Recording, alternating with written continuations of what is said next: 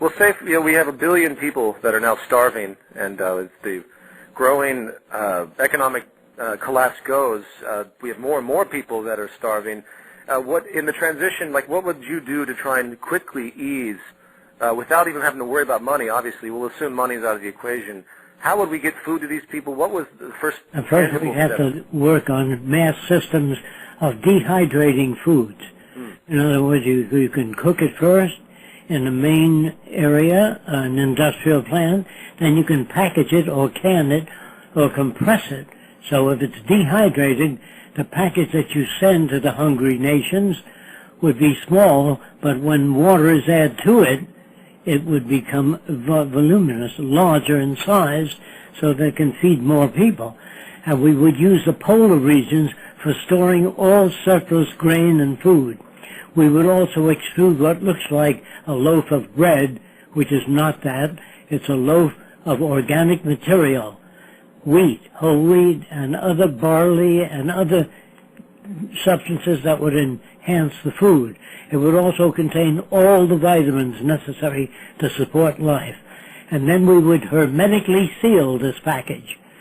That would be during the transition only, so we can feed people during the social upheaval, instead of sending a can of beans or a box of oatmeal, which takes up a lot of room, which doesn't feed as many people.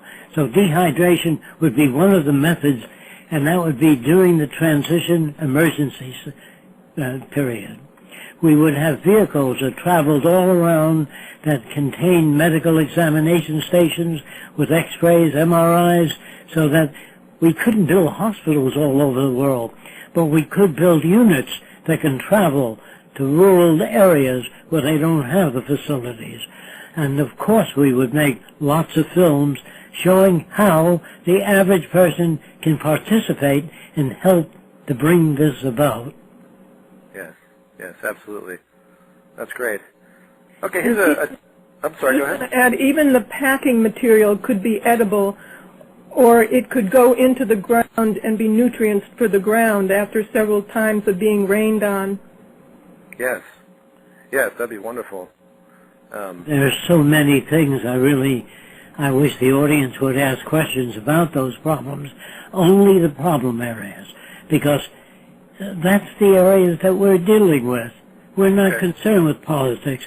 Remember that politicians say things people like to hear.